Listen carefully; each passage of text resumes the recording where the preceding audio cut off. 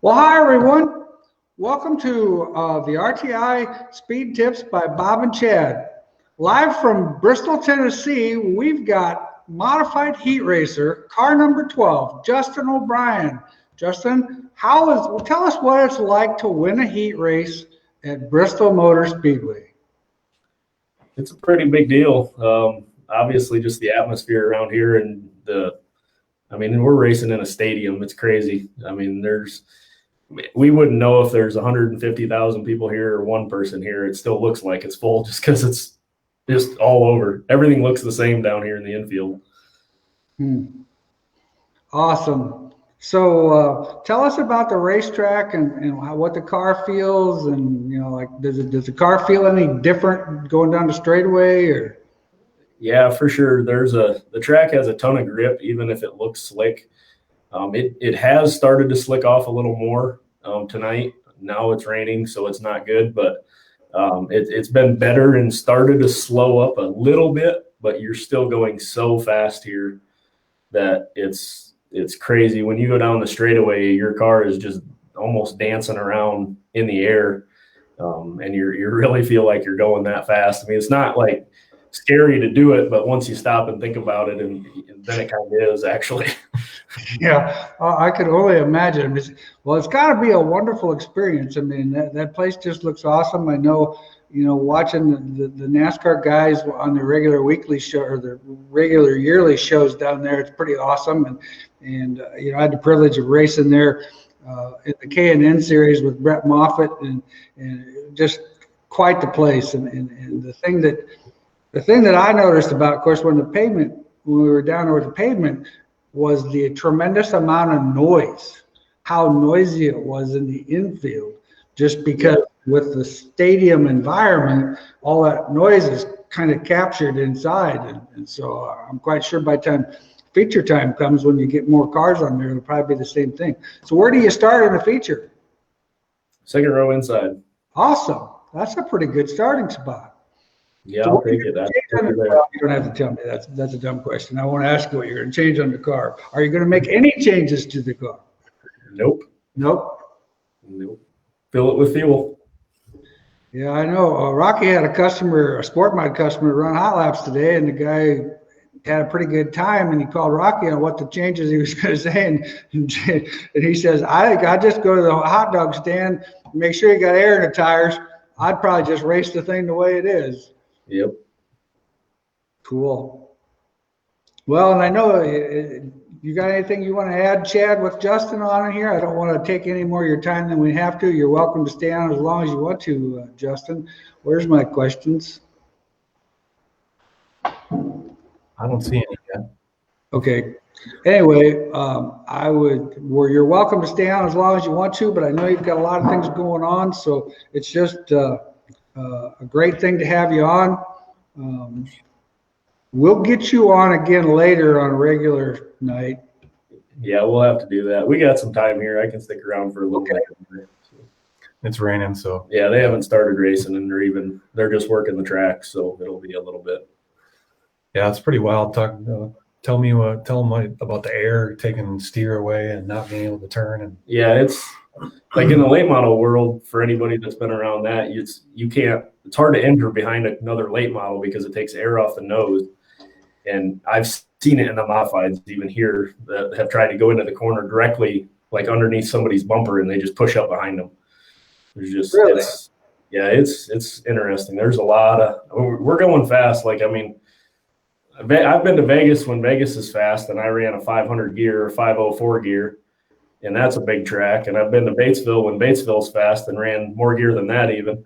And I'm running 50 to 60 points less gear here. And so really? You're just hauling the mail.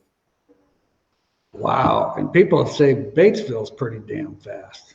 Yeah, exactly. That's the way I thought Batesville was one of the faster tracks I had been to, and G-forces wise too. Batesville was pretty sure G-forces, but man, with this banking and these straightaways, you can fly around here, and it literally feels like you're flying sometimes, I think. Yeah, the Trickle used to say it's like flying a fighter jet in a gymnasium. Yeah, that's that's an honest good way to put it, because you really, like just for instance, when I was in an early heat race and 3 and 4 was still shaded and still had a lot of grip, even though the whole track had grip. And I was go-kart racing around 3 and 4. I mean, you're just turning left the whole time to the mat. I mean, you're just as hard as you can push the pedal. Wow. That's amazing. That's amazing. So, well, we got one question here, or not a question, but a comment for you, Justin. Keith wants to make sure that you can teach Walla how to be back to his winning stuff again. I don't know if you have anything to do with that or not, but I'm just reading the question. Yeah, well, we tell Walla he should be here, and then he can figure it out. He should be. Okay. Jarrett's got a question for you, Justin. Is that your new Deuce car or old style car?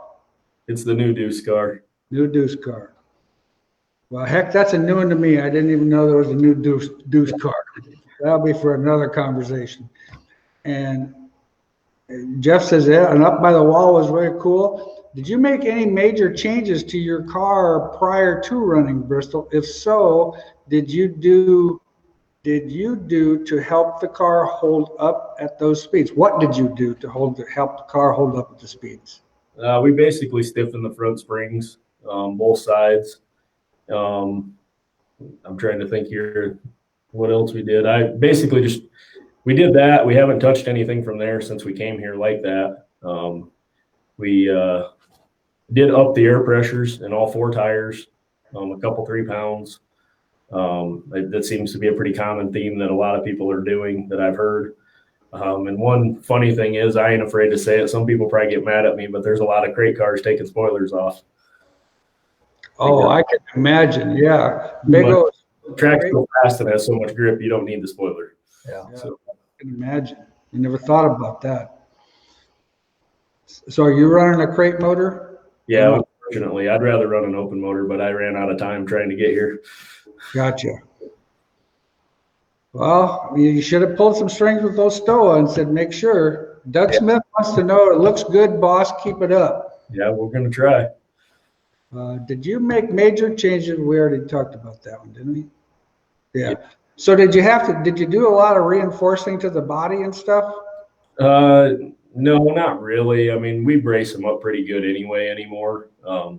So really didn't do much, just actually refine the edges so that the body stayed good, rebend them and stuff like that. I didn't bother putting a new body on to come here. I'll be the first to admit I wasn't wasting my money coming here with new tin. But I just took old body I had and just, put new bends in it and creased it up good so that it wouldn't be flopped all over. Because you are going at a high rate of speed here for sure. Now, will you guys, is the modified A feature up after the Sport Mod guys are done, or is there races between the Sport Mod guys and you guys? There's 602 late model features. I don't know how many, 1 or 2 of them before we're up. Okay. Awesome. Mike Knuckles, talk bounce, how smooth the racetrack isn't, and is it affecting your vision? No, not really. It's actually really smooth, honestly. I mean, there's a few little ripples here and there, mainly in turn 3 and 4. And I think it's probably just because it's shaded more. I'm not sure. But it's not bad at all. And I haven't had any issues with disorientation or anything like that. I know if you hit something, it's gonna, just from the speeds. But this 20 lap feature, if we get fortunate enough to make all 20 laps, that's going to tell you where it's at. I mean, honestly, I think these heat races are too long. I know I'm usually a car per lap or a lap per car kind of guy. And I know there's more cars than there is 10 lap heats, but 8 lap heat on this track would probably be plenty. Yeah, you get to some of those really big racetracks like that. I mean, that's, they're just, they can kind of string things out a little bit. Volga says hi. Absolutely. It's good buddies back hometown. Yep. How's the track look? Well, we kind of talked about that, but you can talk about it again. Yeah, it looks wet now. I just ran up top here before we got on here live, and they were out working it, but there's enough water out there for a while now. it'll take them a little bit to get run in, but they'll get it. The track's really hard, honestly. It's not going to affect it a ton, but it'll be all right. Johnny Whitman says, good job, Chief. Thanks, buddy. Dan's got some questions or comments. Someone a lot smarter than me said that after a few laps, the polished bearings are just like any other bearing.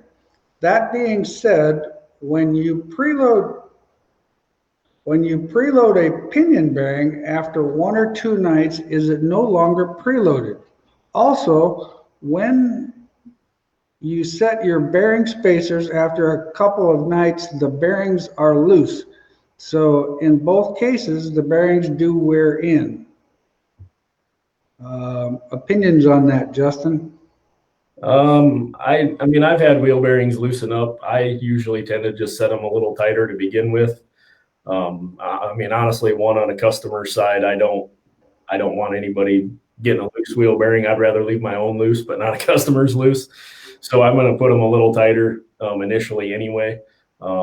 The one thing I would say is if you're not, set them dry, don't have any grease in them when you set them. That helps a lot because the grease does, depending on the grease you use, takes up a lot of slack in the bearings. So right. Yeah, good point. Yeah, that is a very good point. Yeah, and I do agree that after a few nights, a polished bearing is probably similar to a standard bearing. I mean, I think they polish in, they do. It's just but I will say here, I think like the rim finish stuff, so-called, or polished, probably takes heat better than a standard bearing will. Yeah, that would make sense too. I never thought of it that way, but that's a good point. Darcy Klein can't wait to see your race on Friday. Yep, they'll be down watching. Kyle Johnson, how much setup change to the car over your normal tracks? Yeah, I could go home right now and I wouldn't be able to turn in a 10-acre field. But it's just front spring stuff just because of the rate of speed you're going. I honestly haven't changed anything in the rear as far as springs or loads or anything like that than I normally run, or the last time I raced. Actually, it's still the same from Batesville when I raced last fall. The front springs are just stiffened up just for the speeds you're at here. It's just crazy. Well, that's what I told some of our customers, because I went back to some of those notes way back when we, like I said, when we were there with the pavement car, that racetrack, it's kind of like you're hitting a cup.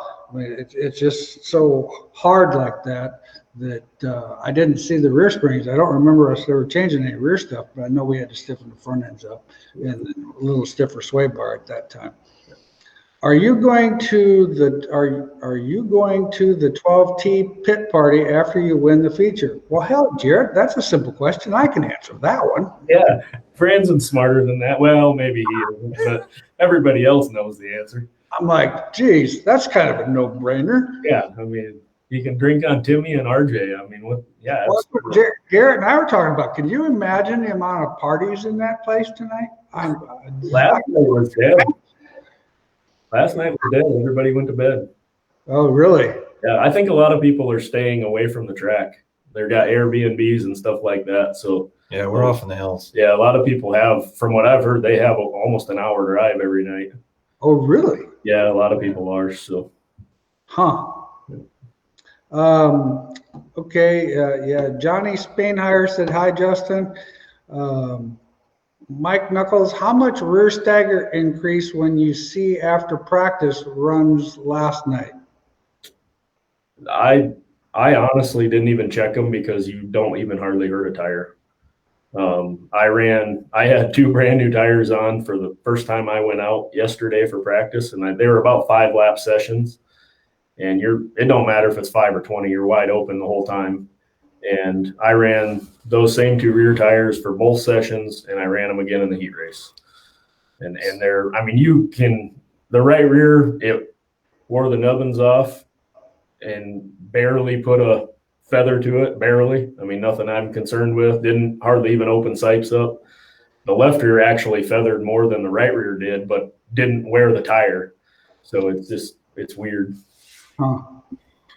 Yeah, I think it's not a lateral force here as much as it is slamming the car down. So yeah, parts. That's what I told some of the customers. I said, in all honesty, as I remember the pavement stuff, you weren't as worried about the right rear tire, the left rear tire, because the way the car would go in and the way the air loaded the left rear tire, that it seemed like there was more wear on the left rear tire from back then. Now, of course, this is dirt, so it doesn't really, I mean, it's not comparable, but whatever. Yeah, I think it's similar though.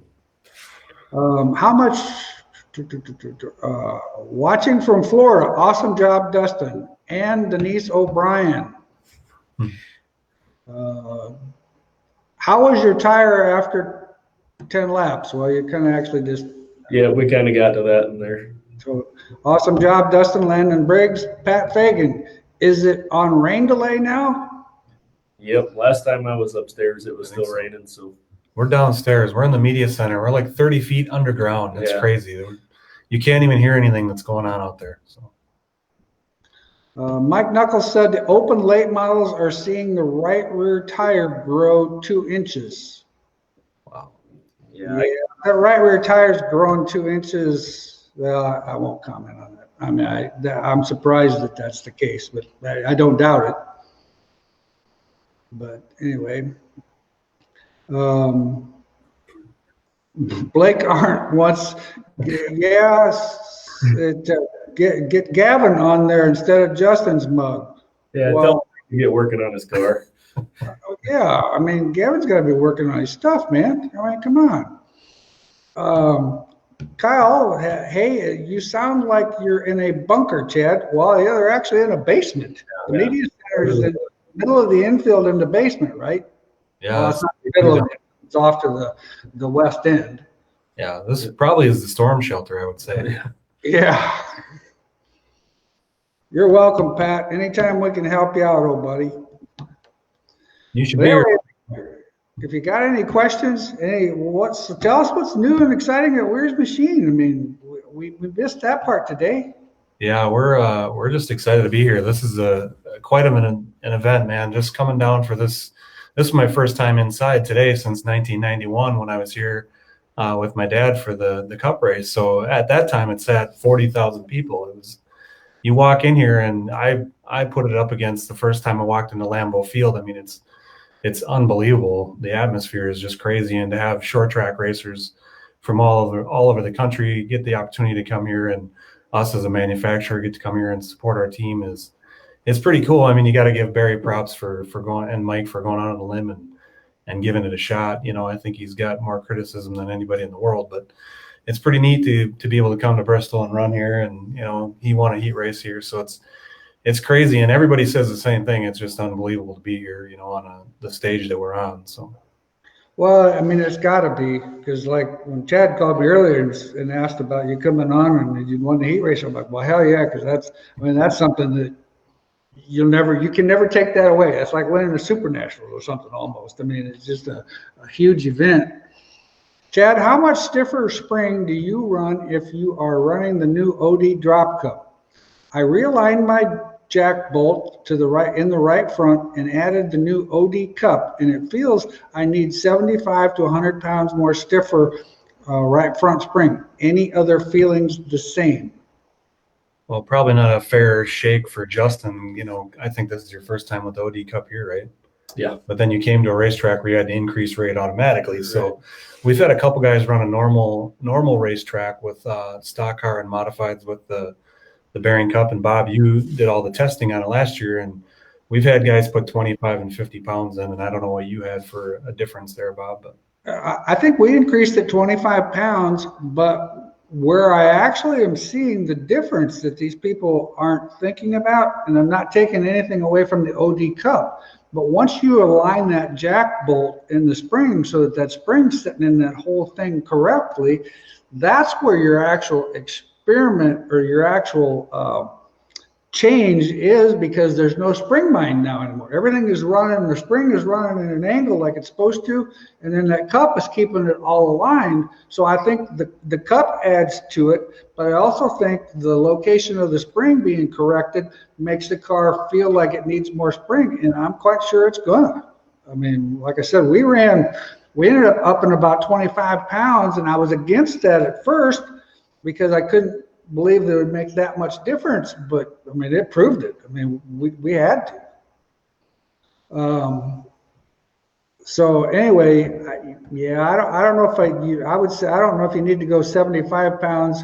The biggest thing too is when you're feeling it now, you're feeling it actually moving. But when the car's actually in race mode, it's not going to feel as soft because the car's going to be kind of locked down and sucked down to the track.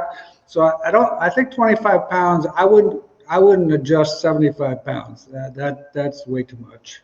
I would start with 25. Is there much science to spring rubbers? For instance, if I had a 550 in the right or in the front, would a spring rubber make it similar to a 600? Well, I'll tell you my experience with that. The biggest thing with a spring rubber, if you can run spring rubbers, now we can't run spring rubbers in IMCA anymore, but if you can run a spring rubber, the biggest thing you need to do is kind of trim that spring rubber so that it goes all the way to the top to the dead coil. If you put it in the middle, you're making a progressive rated spring. And you'll see when you use it on a Raider that it progresses.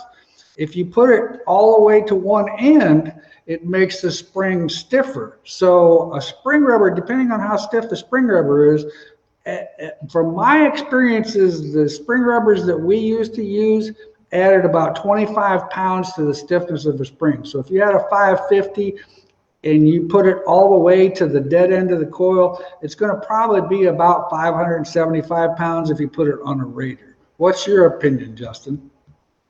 Yeah, that's the thing. I haven't messed with a lot of spring rubbers lately just because we're in the IMCA world so much, but I agree completely. Spring rubbers are used for way more than stiffening or changing rates of springs anymore. It's all about progression and everything else these days, and that's where the ultra force machines and everything have came into play. It's just, I would say 90% of the people that get spring rubbers and get to deal with them and play with them and are good with them aren't using it to up their spring rate. They're using it to change their dynamic load somewhere. Yeah, I would agree with that. Yep, that makes sense. Getting it done on the feature, boss Tyler Schaefer. Waylon Schultz, rain delays are great for playing bags in the pits using the Scoresit scorekeeper. Well, heck, great idea. And if you guys that are listening and you're down there and you need some, go to the Wehrs trailer. They'll have some in the trailer. Correct, Chad? We got them ready to go. Yeah, we got them on there. So if we get a little bit more rain, you guys are starting to get bored, go to the Wehrs trailer. We should have our own a catalog, look at the new parts, talk to Austin. He's probably not doing anything anyway. He loves to talk to people. Probably sitting. And if you do go over there, tell Austin I said hi. The pictures do not do this place justice. We have to see it to believe it. I agree with you, Jeff. No doubt about that. Where's Machine and Ranking? Second this. Yeah, awesome. Bob, can you talk about the extra bar you are adding from the dash to the right front? In the GRT cars, we've always added, and I've just believed, even in the old Harris days and years ago, I've always added an additional bar that goes from the center of the dash bar down towards the right front. And if you look at the way that center of that dash bar is mounted, then that 1.5 by 1.5 tubing, or if you have round tubing that goes to the rear cage and then splits off to the two tail sections, I always believed that having something there that would limit a little bit of flex would transfer weight from the right rear to the left rear. I have no proof of that. I've never had a machine, or I've never had a frame on a machine to actually try that. It's just, we've had guys that didn't have it, put it in, they felt better, they thought the car was better, had a little more traction.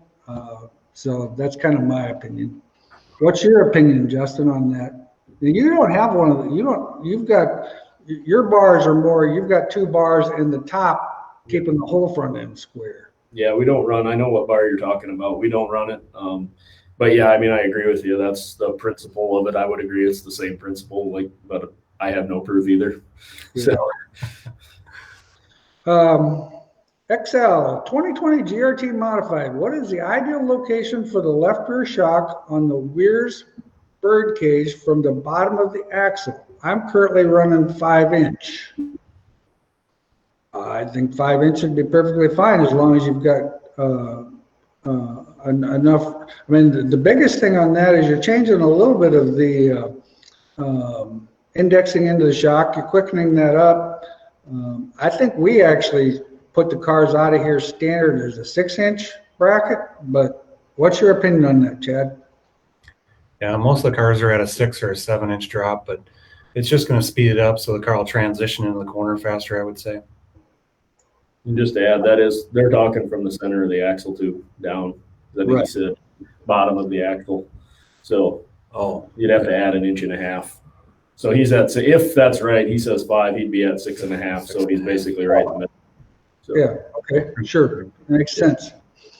Larry, are you guys running heavier rear hubs and drive plates or the front rotors with the bigger bearings? I can tell you what I did. I put a new rotor on the right front. It wasn't nothing different. Everything we run, same metric rotor on a 3-piece spindle. I just put a brand new one on with new bearings. Just made me feel better. And then I put a new hub on the right rear with new bearings. But I got the same strange oval drive plate that I ran on the previous 10 nights on the car. So haven't heard of anybody having any issues yet. I don't think we will. I don't think there'll be any issues on the right side unless it's rough. Yeah. And I don't think there'll be a lot of issues with part failures if it's smooth, because the banking loads the entire car. It's not just slam. You don't just slam the right front or the right rear. You don't really move the right rear a lot anyway out there. The right front will move, especially if you're tight or whatever, but you can slam that down, but most everybody's went stiffer on springs, so everybody's got it under control, and it just loads the entire car. So now, did you see that you had a lot more left front shock travel than you normally would have on a standard racetrack? Not really, I don't think, because of the speed. I haven't really paid a whole lot of attention to it, as far as I was in open air the whole time in my heat race, so I didn't have to slow down lift for anybody. I didn't have to make an abrasive move or an abrupt move. If you have to lift into the corner for a little more extended period of time, it's probably going to, because that banking is, like I told you off air, when you slow down enough to exit the racetrack and you're in the banking, your head feels like it's laying against the window net. There's some banking out there. That's just amazing. Huh. Okay. Let's see. Chad, which OD cups? Keith Matt talks. Which OD cups? What do you mean, which OD cups? Stock car, 5.5, maybe. I assume with him. If you're asking what ones, if a drop cup works in the right front, I'd run the drop OD cup in the right front and the tall cup in the left front. Unless you're not coming off the spring, you could run the short one. He's got more down at the bottom. To read. Oh, Justin. Now he's on you. Oh, it's one of us. Oh, I don't know the part numbers. Part numbers for stock car. So it's 485 D-5.5 would be the drop 5.5. 485 T-5.5 would be the tall, and 485 S-5.5 would be the short. And now, do you have the bearing package available now for the 5.5? Yeah, we have the 5.5-inch bearings ready to go. We're having a little bit of a supply issue from the bearing manufacturers, so I believe we're getting the next batch of bearings. What is today? I think next week. So, I mean, we got them in stock, but we've kind of been on life support with a few of the bearing companies lately. But so the 5.5 one, we just made an adapter ring and used the 5-inch bearing is what we're doing on that one, because the 5.5 standard one is being made, but it's probably 4 or 5 months down the road. So we just went to work, and Billy and I sat down and engineered an adapter ring to use the 5-inch bearing, but be in a 5.5 cup and be centered and work good. So that's what we're doing right now. So cool. Cody says, yeah, make Jared work. Tanner Coltman, I bet Austin and Jared would love some company. Well, yeah, everybody, it's raining. They all need to stop over at the Wehrs trailer. Jared's the one-armed bandit, so he's about half of Jared. Oh, gotcha. James, would you run a sport mod with more trail to get it to turn, or would you prefer to add stagger, and why? I'll let you answer that one first, Justin. Would you rather run stagger to make the car turn, or would you put trail in it? It kind of depends what you're trying to do, I think. And both affect each other all the time and through the corner, but I personally will use stagger if I just need to be turning all the time more. I tend to tune my rear steer leader trail for exit anymore, just as far as keeping the car square or whatever I need it to do. Yeah, I would agree with that 100%, because if the car's tailing out on you coming off the corner, you need to take some of that trail out of it. And one thing about it, if you've got trail in the car's going to be loose pretty much about everywhere. I mean, it's going to be okay getting in, but the second you're on the throttle, it's going to want to try to trail the car a little bit. Where stagger, the driver can kind of drive it a little different. It seems like when you run trail, if you have to run to the top or the bottom of the racetrack, the car's different. If you've got stagger, it seems like it's more consistent to make lane changes. Just my opinion, or that's what I've observed. Dan, is the reason people are tying the right front down is because using a softer right front spring and using the same load numbers, it makes the ride height too high. I'll let you guys have that one.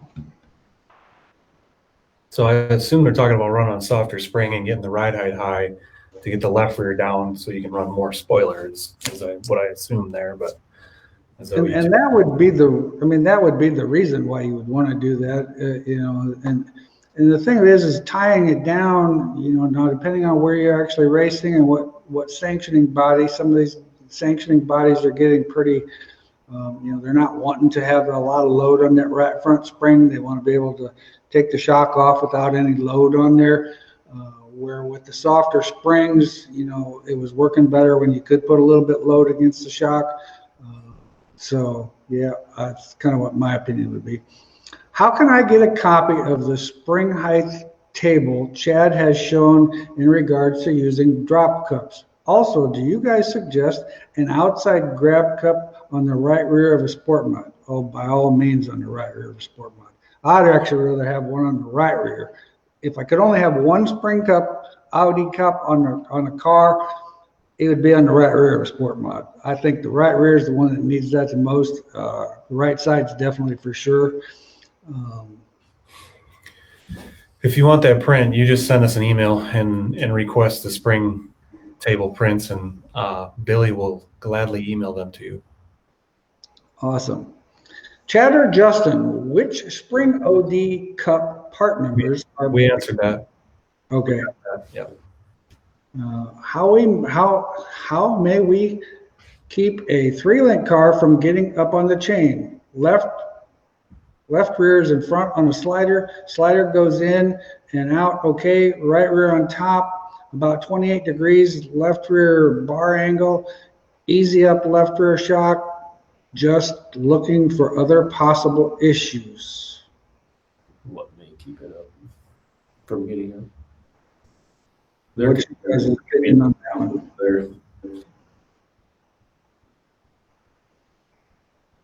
Go ahead. I mean, if you've got all of that stuff in there, I'd almost be looking for some binds someplace. Yeah. Because all of that stuff would lead me to believe there's no reason that thing shouldn't get up on the bar. Because if you're at static at 28 degrees, you're going to be 45 degrees dynamically, 44, 45 in that neighborhood. So I would have to say there's something that's binding somewhere.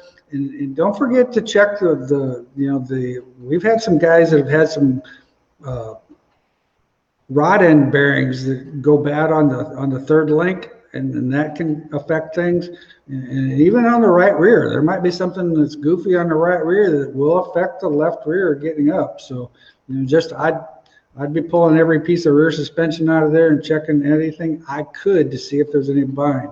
You might check, just to add in there, I just had a customer have this issue, drive shaft bottoming out in the transmission. Oh yeah, we got that on video, don't we, Chad? Yeah. drive shaft bottoming out. Yeah, I never thought about that. Good point. Great job. Justin, I heard there's been a bunch of engine failures at Bristol. Any idea if they have been more crates or more open motor failures? There has been quite a few motor failures, yes. I know personally there's been probably 50-50, honestly, of open motors versus crates. From what I know, I haven't been following it too close, but I had, just for example, Jonathan Loeb.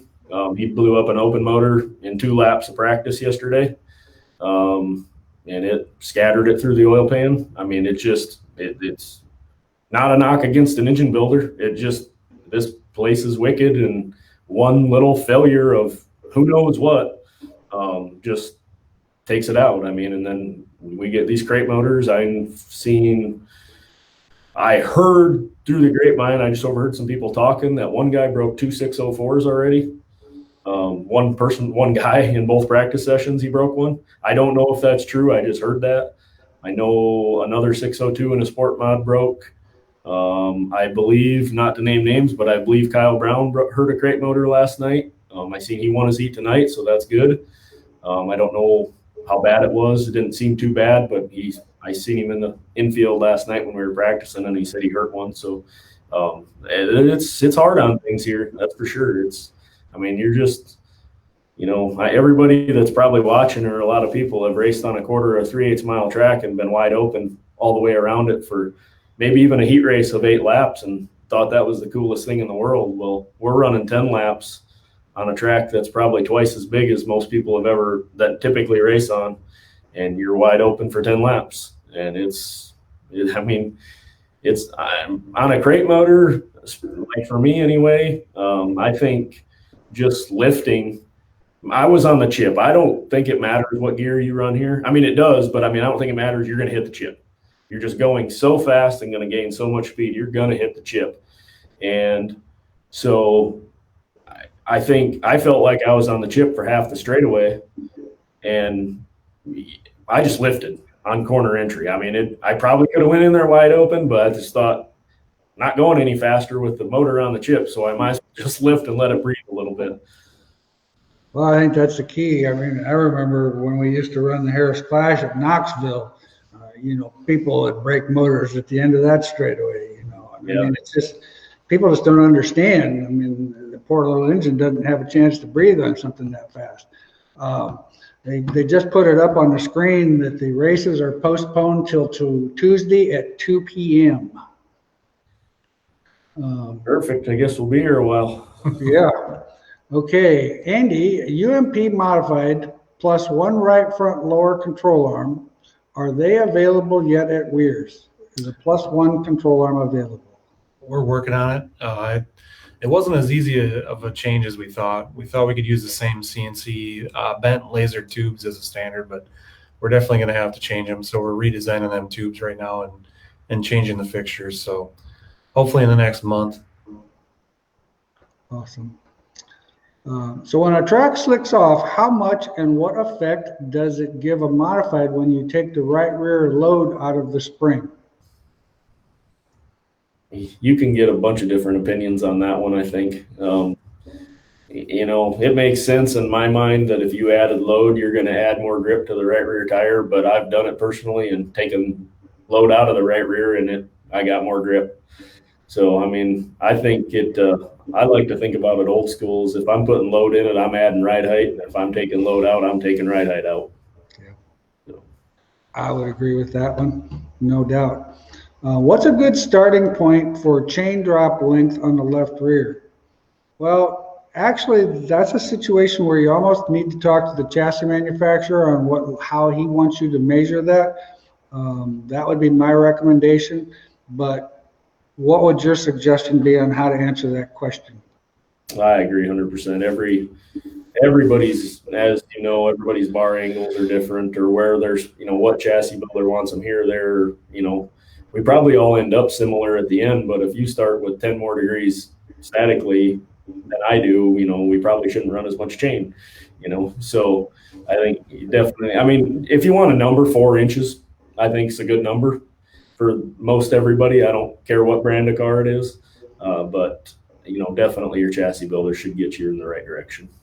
Well, it's all about the end game. You're going to want to, set it so that, I mean, as a rule of thumb, I wouldn't think you would want to go a whole lot more than 50, 52 degrees upper angle. So if you jack up underneath the seat, that's going to be close. Unless you clamp the right rear down, you're going to want to start with a couple of degrees less because you're going to get 2 degrees more in actual race mode. But that would be a maximum spot to start, and then just adjust it from there. Would a half mile like Davenport or West Liberty versus Bristol be different on your decision to stiffen the springs on a modified? Well, I think Justin can probably agree with this. There is no half mile in Iowa that's going to compare to the load value that you're going to have on a racetrack like Bristol.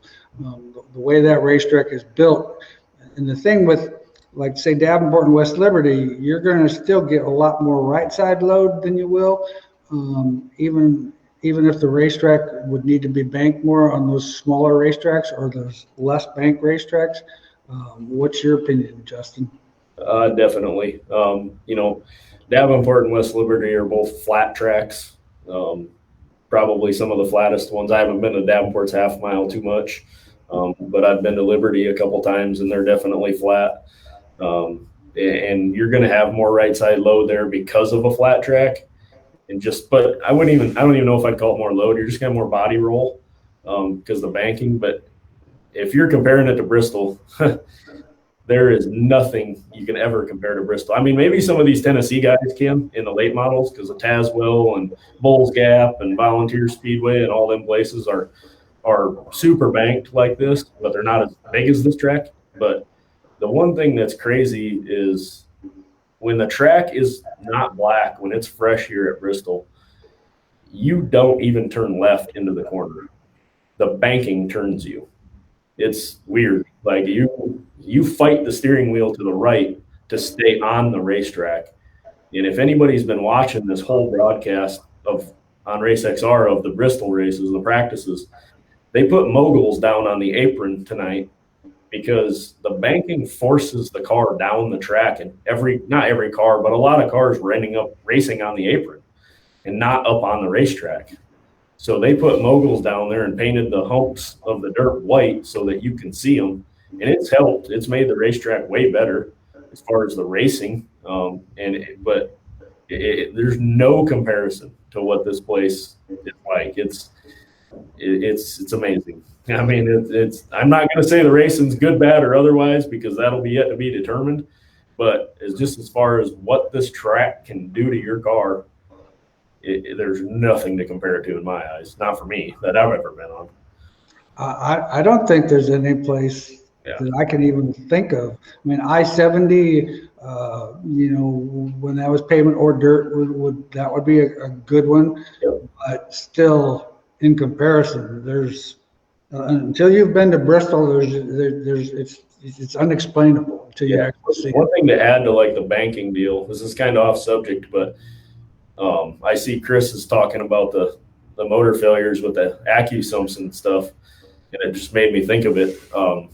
Yes, guys are using AccuSumps. I heard one guy think that caused his motor failure. I don't know how it did, but regardless, there's been a lot of people using them. But when I slowed down under practice and I felt like my head was against the window net, the first thing I thought of was, if my head feels like it's against the window net, all the oil's in the left side of the pan, and it might not be in the pickup. So, because we're designed to be to the right side of the car. Right. And so I hurried up and drove down to the apron just to get somewhat level. I mean, it probably didn't matter, but in my mind, I was kind of concerned about it because I know, a legend in our area, Larry Eckrich, you know him, Bob, he went back in the, 70s and 80s. He had made comment to me prior to coming here that they, guys blew up motors at I-70. That's why I thought of it when you brought up I-70, because when they slowed down under yellow or under pace laps, all the oil was in the left side of the van. All the oil went to the left side. That's made me think of that. So, yeah, very good point. So Keith says it looks like you're staying for the rest of the show then. Yeah, I guess we'll be here all night. Yeah, he's going to be here another 15. 15 minutes. Looks like 11. Yeah, 15. Thoughts on going past 0 degrees pinion angle when hiked up on a 3-link? I've heard mixed emotions when it comes to this subject. I've just always wanted to make sure. My thought always was when you're under total power, I would really like to see that pinion angle be close to 0 so that you're not using any additional horsepower, you're not binding anything. That's just my opinion. What are your guys' thoughts? That's what I agree with too. But I do think there's some stuff happening now, and it kind of depends how you determine an pinion angle. If you just put an angle finder on it and say, oh, it's 0.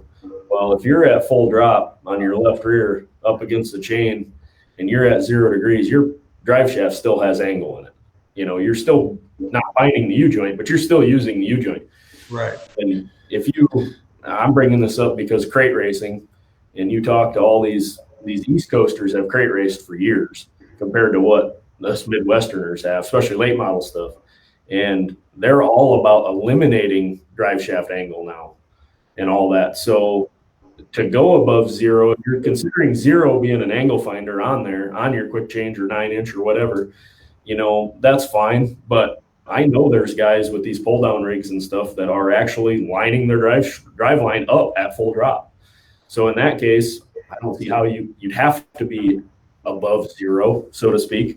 And it makes no sense if you're an old boy because they always told you couldn't have a drive shaft in line or you take a U-joint out. But that's what they're doing now. They're trying to.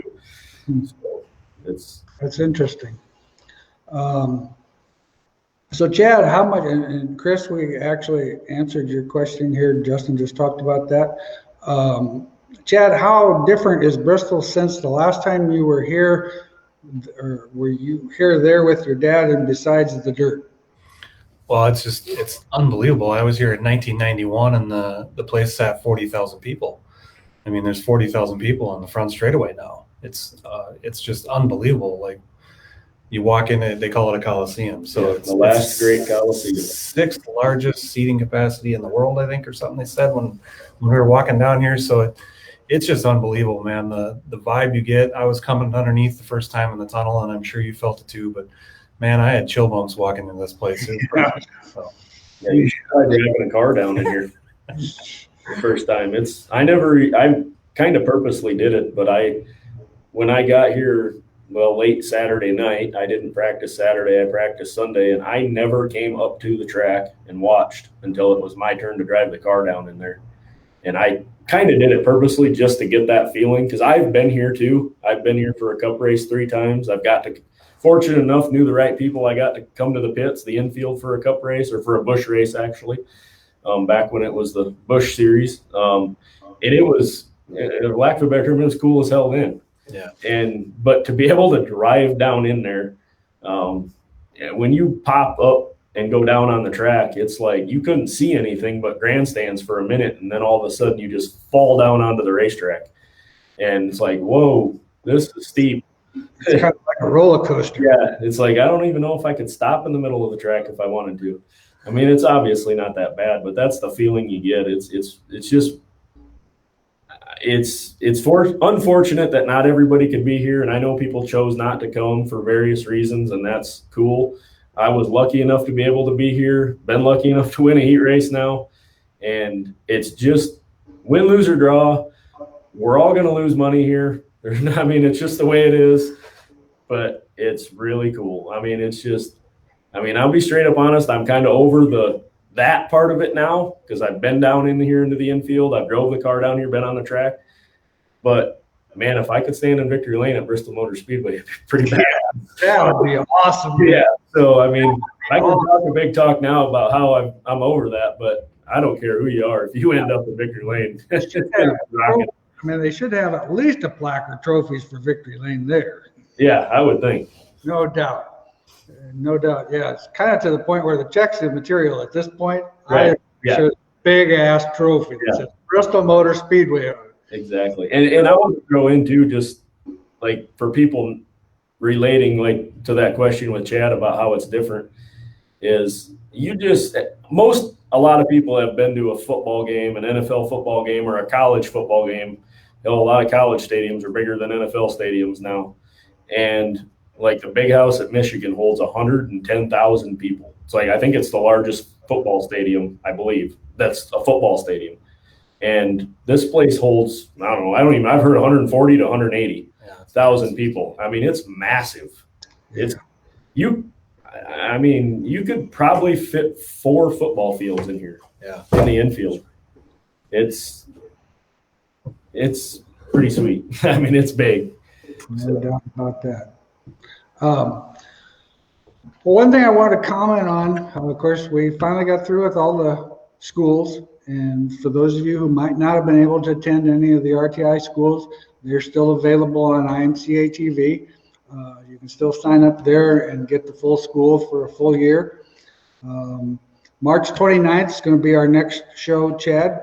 And then we've got some special announcements regarding the Harris Clash. And of course, I got to mention the Harris Clash. It's only 141 days away.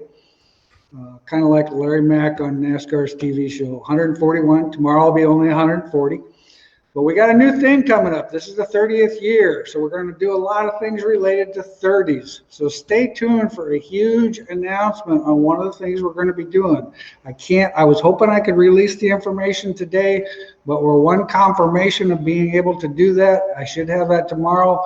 So that information should be out soon. But a lot of exciting news around the Harris Clash. Like I said, only 141 days away. Next question. Tyler wants to know, should the toe be set dynamic or static? How do you do that, Justin? I'm a static guy. I try to, and I know times are changing a lot and fast. And I mean, if you think as a racer trying to keep up with technology is hard, you should try being a chassis builder. Or, I mean, I swear to God, we're getting told something new every hour, and it's about impossible to keep up. I try to be. I mean, we know dynamic stuff, and obviously we work with it and play with all that stuff. But for 90% of people, static is still the way to go. Let your chassis, or talk to your chassis builder about it. They probably know, and if they've gone through the work, it's good for them. Let them do that work. If you want to do it as a racer, more power to you. That's great. Nothing wrong with it, but you're going to get 100 different opinions on what's right. Yeah, I would agree with Justin 100% on that, because the thing we have to understand is this sport's getting difficult enough the way it is.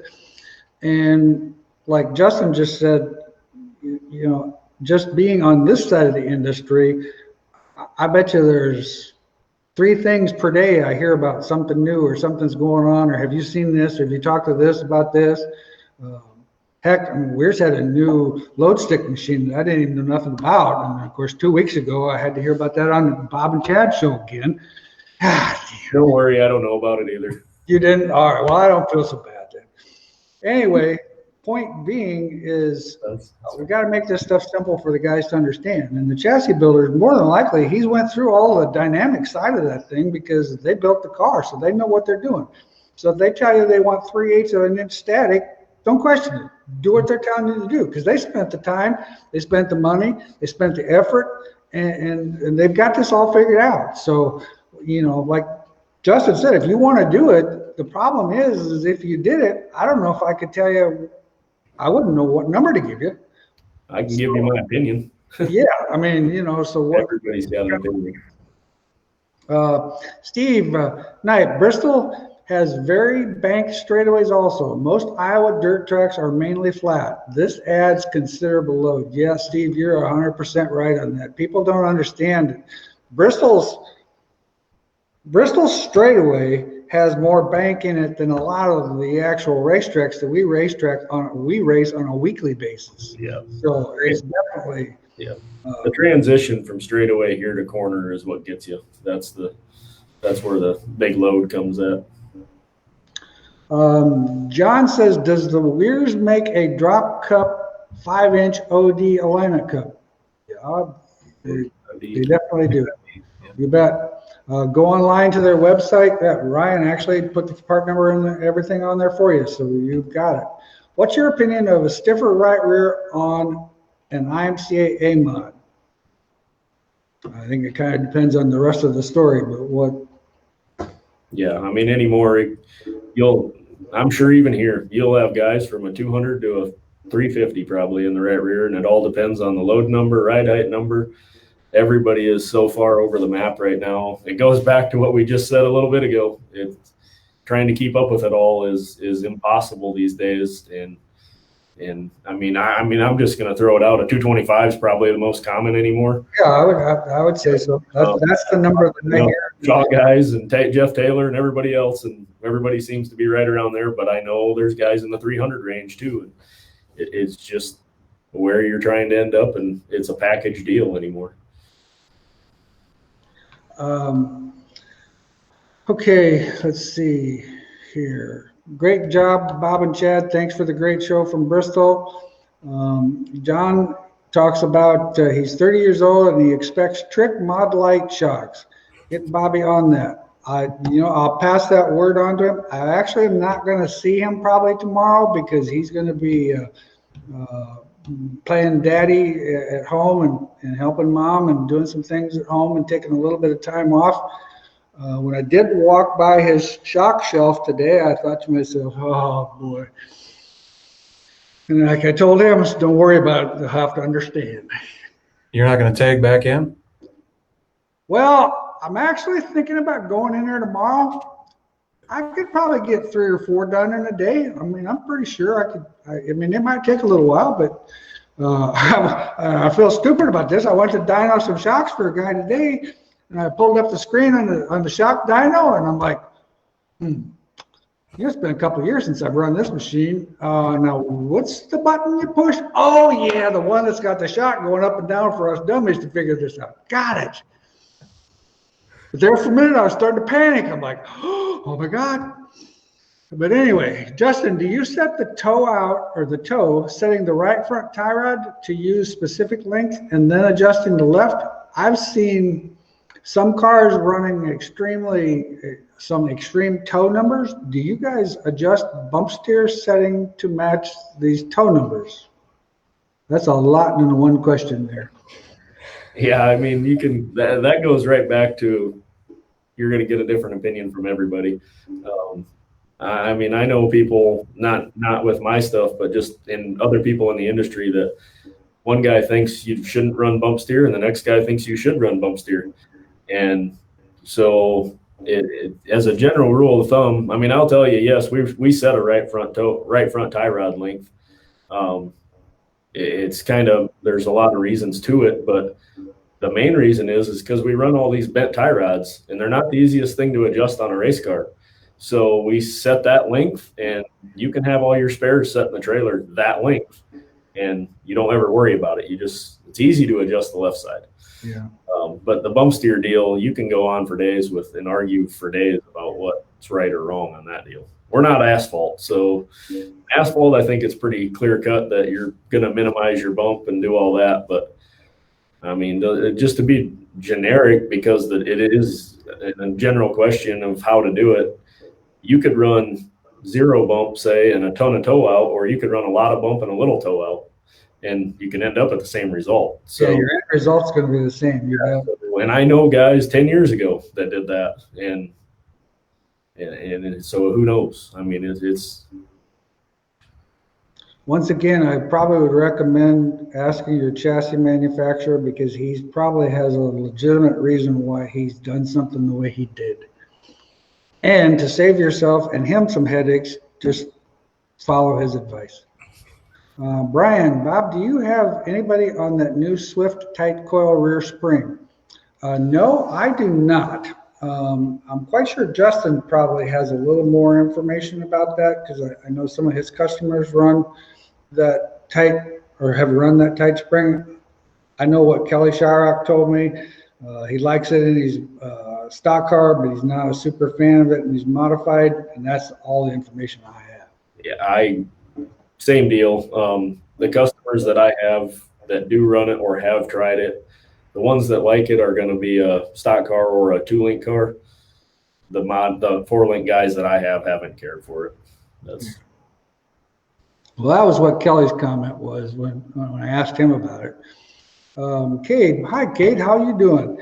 What's the ideal goal for caster and camber degrees on a right front in a dynamic state?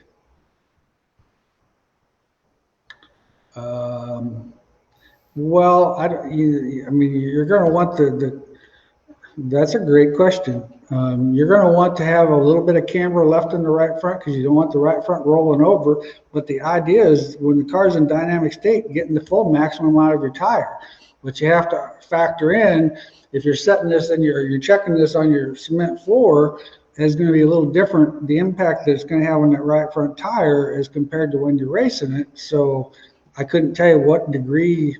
I guess, Justin, you'd probably have to answer this one. I am not sure. Yeah, caster wise, I mean, you can, there again, it's a chassis builder deal. They got their stuff.